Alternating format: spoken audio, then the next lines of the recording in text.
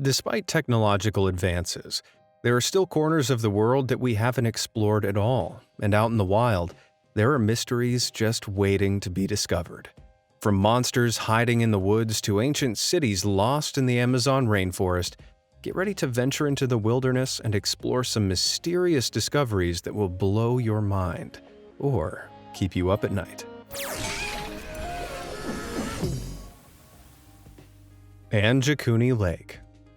Hockey, maple syrup, good manners, and poutine. God, I love Canada. When you're busy drooling over fries and gravy, it's easy to forget that much of Canada is this. Miles and miles of deadly frozen wilderness. And when you're alone in the tundra, it's easy to go a little crazy. And back in 1930, a man called Joe LaBelle stumbled across something that made him think he was losing his mind. Joe was a fur trapper, hired to explore the wilderness, gather animal pelts, and grow an impressive beard.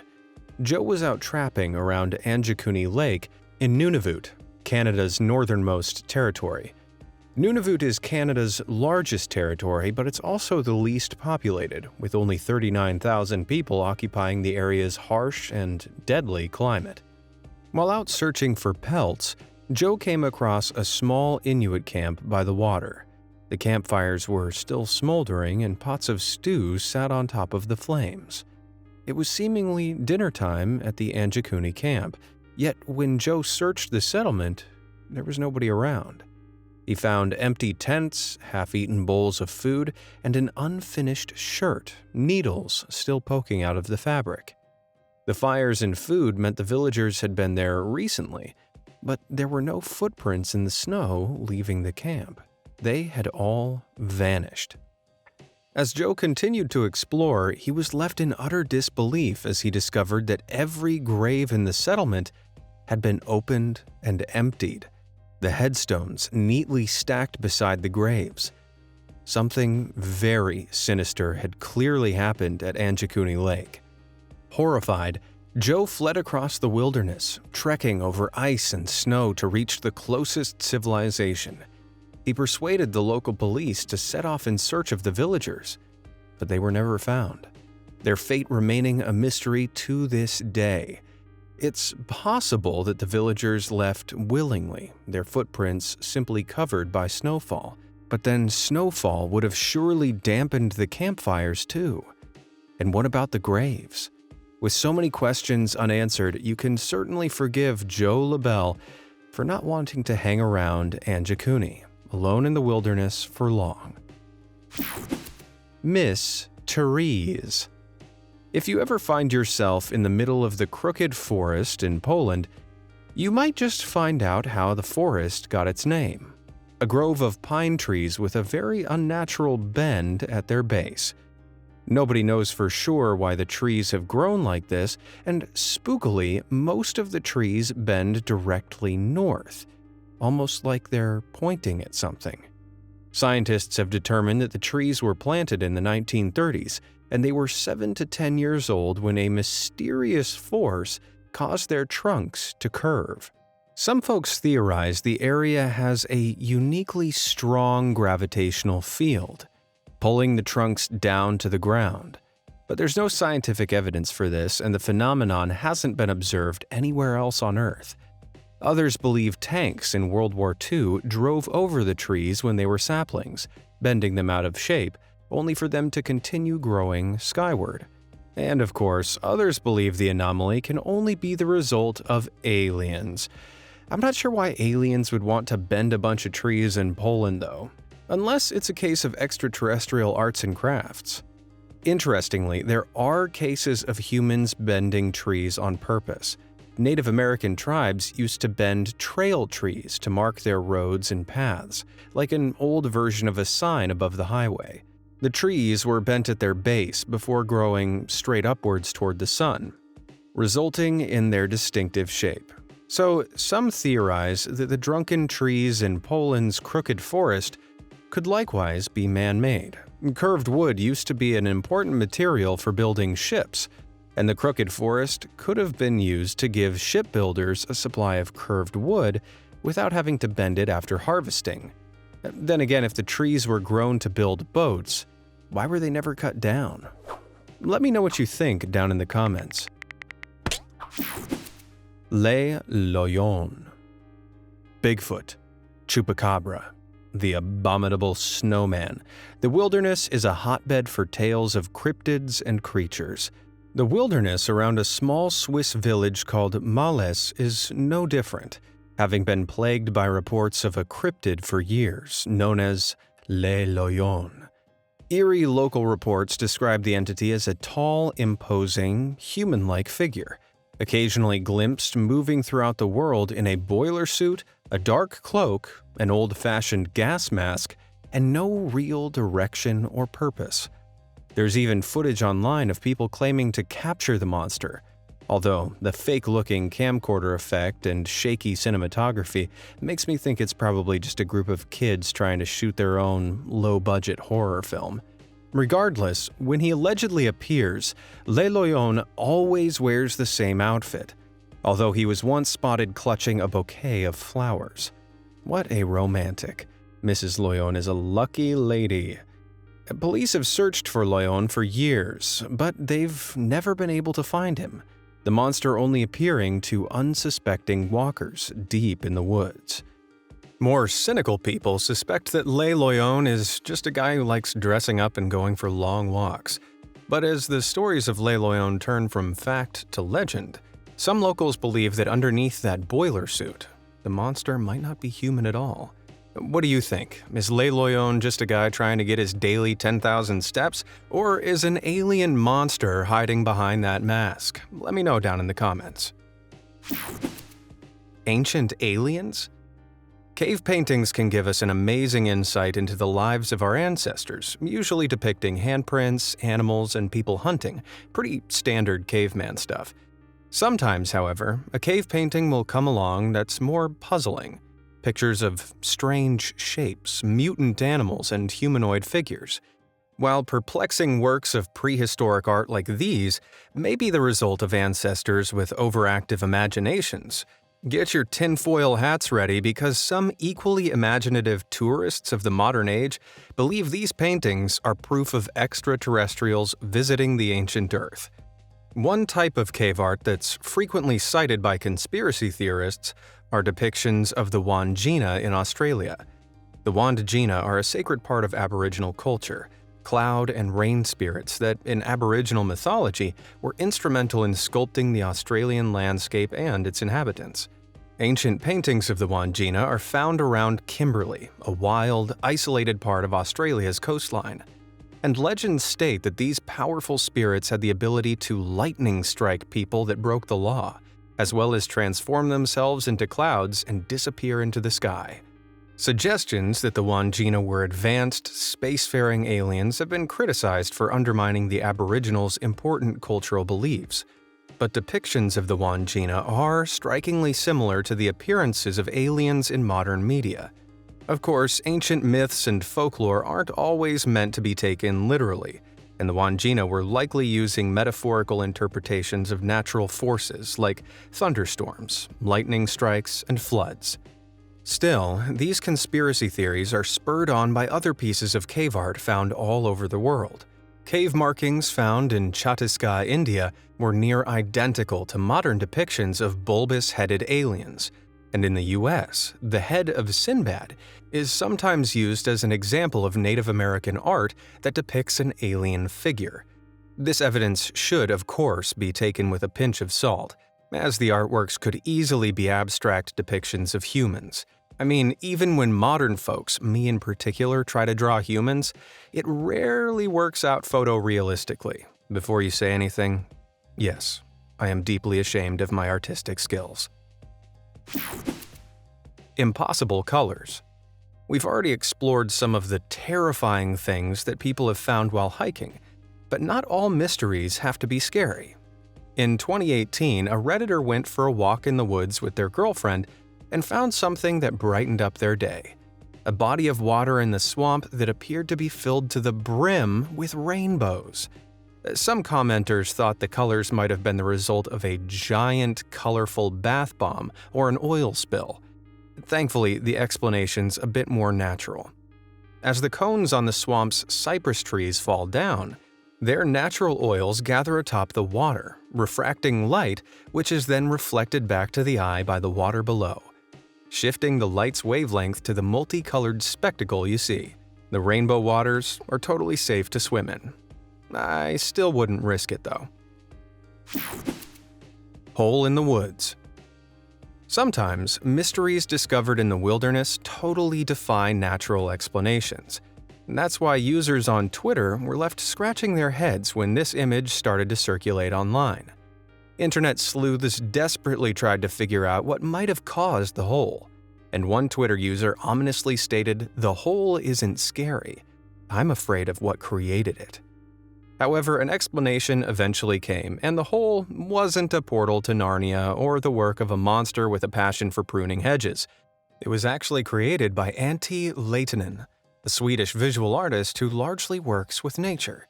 It was part of a project called Broken Landscape that involved cutting segments out of trees to create eerie, unnatural scenes. Antti doesn't just work in the woods, though. His other works include a painting made out of his own sweat and attempting to move an entire lake with just 2 buckets. Both works of art had similar results: puddles, and not a whole lot more. Wilderness Wanderer. Police officer Helenus Vidigal must have seen lots of terrifying things while patrolling around Brazil's stretch of the Amazon rainforest, which she was assigned to in the 2010s. But the strangest thing she ever saw wasn't a venomous snake or a jaguar. It was a skinny, barefoot Canadian man walking down a dirt road headed towards the depths of the jungle. When she approached the man, she discovered he didn't have a passport and he didn't speak a word of Portuguese or Spanish. She had no idea how he got there. Meanwhile, in Toronto, Stefan Pilippa was going about his life, his days plagued by thoughts of his brother Anton, who had gone missing 5 years before in 2012. His disappearance had left Stefan with so many questions. Where had Anton gone? Why had he left? And was he even still alive? All of those questions were answered when Stefan received a call from a certain Brazilian police officer. It turns out that Anton had traveled over 6,000 miles and 10 different countries on his journey to South America. Nobody knows how he crossed borders without a passport, and he undertook much of the journey barefoot, carrying little more than the clothes on his back. Now, my dating profile says I like long, romantic walks, but that's just insane. So, what inspired the walk? Well, Anton wanted to visit the National Library of Buenos Aires in Argentina, and with a history of mental illness, it seemed Anton became totally consumed by the idea of heading there on foot at all costs. After several years of traveling, Anton finally made it to his destination, only to be turned away from the library because he didn't have an ID. So he turned around and began his long journey home, the journey in which he'd eventually encounter Officer Vidigal, leading him to be reunited with his brother without having to walk the full 2 continents. Hopefully, before Anton departs on his next adventure, he'll leave a note. Mystery Line. Do you ever feel like your eyes are playing tricks on you? Well, let me introduce you to this spot in Tennessee, a real-life optical illusion. The woodland looks like it's been photoshopped, with a perfect line across the trees reaching as far as the eye can see. Believe it or not, this isn't edited at all, and the trees haven't been painted by our friend Antti Leitinen. Instead, this location, known as the Sinking Pond, is a vernal pool, a body of water that fills up with rainfall from winter to spring and then completely dries during the summer. In the Sinking Pond, the trees are partially submerged for most of the year. When the pond sinks into the ground during dry season, the waterlogged bottom halves of the trees are exposed, all at the same level.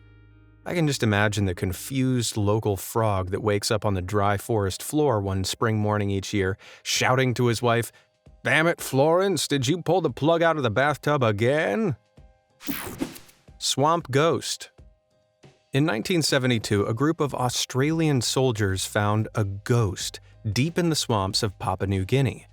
This ghost wasn't a Victorian lady in a white dress or a little girl climbing out of a TV screen. It was the remains of a World War II-era airplane known as the Swamp Ghost. The machine guns were still loaded, a thermos was filled with rotten coffee, and an ashtray still held the ends of half-smoked cigarette butts. The plane was oddly intact, just resting on the swamp floor. But initially, the fate of the crew was a total mystery. However, as awareness of the plane spread, the Swamp Ghost's crew were tracked down. Journalists managed to interview the plane's engineer, Clarence Lemieux, now a 90-year-old veteran living in Spokane, Washington. He revealed that before the crash, the plane ran into 3 or 4 tornadoes, had a hole shot in its right wing by Japanese warplanes, and eventually ran out of fuel, forcing the crew to ditch the plane in the middle of the jungle. To think, I get scarred over a little bit of turbulence. Incredibly, the men all survived the crash landing, trekked through the jungle for days in search for help. The men came close to death, and during their journey, 2 of them started hallucinating, exclaiming they could see an American mess hall through the trees. Luckily, the men were eventually rescued by a local tribe and escaped the jungle on canoes, but the shell of the Swamp Ghost was left behind, waiting to be found almost 30 years later. Frozen in ice. Antarctica is a barren wasteland of ice and snow. It's the 5th largest continent in the world, but in the winter months, only 1,000 people live there for one main reason. It's just so cold. With temperatures as low as -126 degrees Fahrenheit and wind speeds up to 199 miles per hour, the people who do live on Antarctica are there for scientific research, traveling across the continent to make new discoveries, and meet some baby penguins. With how desolate it seems, imagine the surprise when a group of researchers on Cape Evans came across a box of 22 undeveloped film photographs buried in a solid block of ice. The researchers quickly cleaned and developed the photographs, and what they found was amazing. It wasn't a polar bear taking a selfie, it was a set of perfectly preserved images from an Antarctic expedition over 100 years ago. Initially, they didn't know who left the photos or why, but it's now believed the photos are of the Aurora, a ship that explored the Arctic between 1914 and 1917. During their travels, the explorers' main ship sunk, leaving them stranded on the ice during a blizzard. These adventurers were then forced to paddle in lifeboats for 720 miles over a stormy ocean to reach the safety of the nearest island in South Georgia. Miraculously, their endeavor was a success, but their holiday photos were lost until 2013. Yeah, I don't know about you, but I think I'll pass on an Antarctic vacation this year. Blue woods. When you picture tree trunks, you probably imagine something brown or possibly white. Bright blue trees, meanwhile, might sound like something from an alien planet, but people have been discovering these unnatural-looking plants in the wilderness all over the world and sharing them online. Shared examples have included trees with blue-dashed trunks and sticks that are filled with the blue stuff. This curious coloration left people scratching their heads, but the mystery was solved when mycologists came to the rescue. Mycology is the study of fungi, and it turns out the blue branches are the result of a fungus called Pterana caerulea, also known as the cobalt crust, or velvet blue spread. Sounds delicious. Although the branches might look like candy, they aren't blue raspberry flavored, though the fungi aren't particularly harmful to the trees either. With over 100 species capable of making woods a little bit blue, me and Pterana caerulea have something in common. I can't turn a tree blue, but I too am a fun guy. Sorry. People of the forest. To those of you that didn't turn the video off after that last pun, when going for a hike on your own, there's nothing worse than realizing that you aren't alone anymore. A shadow in the distance, a figure watching you through the trees, it's all shudder-worthy. But in a surprising number of cases, those humanoid silhouettes on your periphery may turn out to be, of all things, statues, as countless posts online have proven.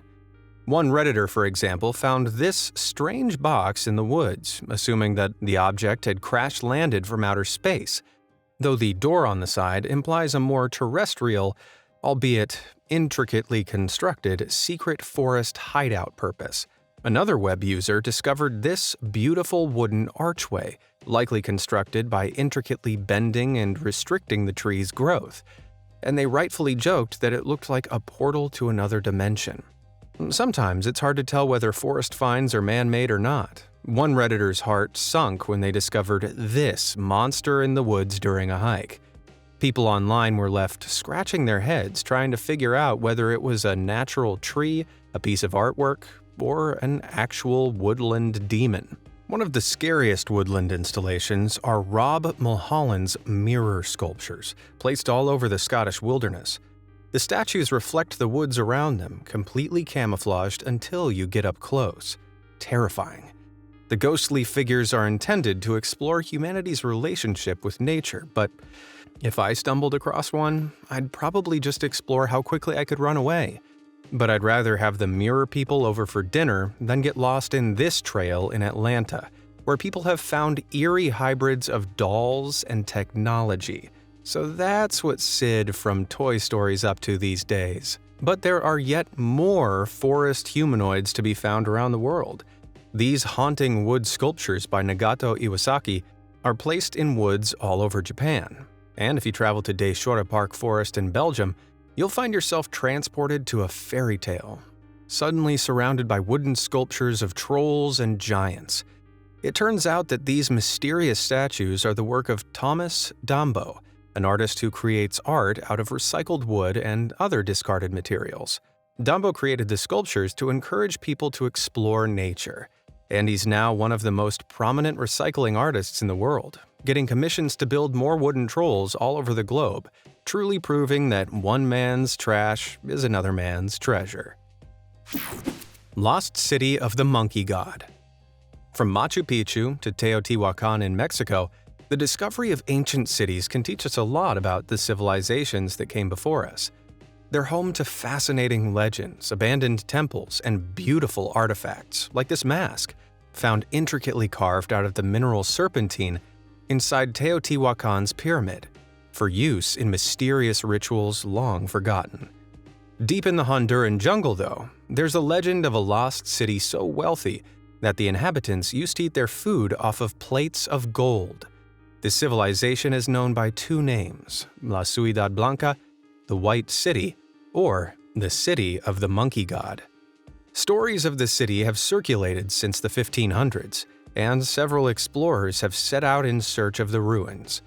Some came back with bags full of treasure, while others never returned at all. In 2015, a group of adventurers set off into the rainforest, battling through a region known for its deadly snakes, jaguars, and violent drug cartels. Against all odds, these adventurers discovered a city in the jungle, the ancient ruins of which had been overrun by vegetation. They found pyramids, temples, and sculptures. The art depicted jaguars, ancient villagers, and, as per the city's name, monkeys. Nobody knows why the city was abandoned, but a local legend says that the villagers fled after being cursed by a disease brought on by the monkey god. This was thought to be a myth, but the explorers soon started to feel unwell during their expedition. They discovered they had contracted a flesh-eating parasite called leishmaniasis and were forced to flee the ancient city to get medical attention. The explorers have since stated their desire to return to the city and uncover its mysteries, but they're yet to return. However, the disease they contracted could give a scientific explanation for the abandonment of the city if the parasites, carried in a certain species of fly, were present back when the city fell. For now, though, the jungle city remains cloaked in mystery. Isle of Horrors. Up next, we have one of the strangest true crime stories of all time. A mystery featuring an isolated island, a violent criminal, and a small colony of wallabies. The setting? Loch Lomond, Scotland. I told you it was strange. Back in the 1940s, all 86 acres of the isolated Inchconnechen Island in Loch Lomond were owned by the Countess of Arran, an eccentric who was once known as the fastest granny on water due to her love of speedy motorboats. This quirky countess had a love for exotic animals too, populating Inchconachin with wallabies after World War II. Today, there are around 60 wallabies living on the island, and explorers flock to its shores to snap photos of the out-of-place Australian wildlife. But not all of these visitors have good intentions. This became apparent in 2017 when a truly bizarre and slightly disturbing mystery cast a dark shadow upon the island. Visitors arrived on Inchconachin's shores to discover that a large number of the wallabies had been killed, their bodies left all over the island. The killer must have come in the night, committed the crime, and vanished, their identity remaining a mystery. While the criminal mastermind is unknown, there is a clear motive for the crime. The wallabies are technically an invasive species, their arrival altering the ecosystem and taking food away from the native capercaillie birds, driving their numbers down to dangerous levels. This angers some locals, and there have been demands that the government cull the wallabies to protect the island's ecosystem. But with no significant action taken to date, it seems some wallaby-hating vigilante took justice into their own hands. But mysterious culprit aside, invasive or not, who'd want to kill that little face? Did these mysterious discoveries make you want to go out on a wilderness adventure of your own? Or are you happy to stay well away from the dangers lurking in the wild? Let me know down in the comments below, and thanks for watching.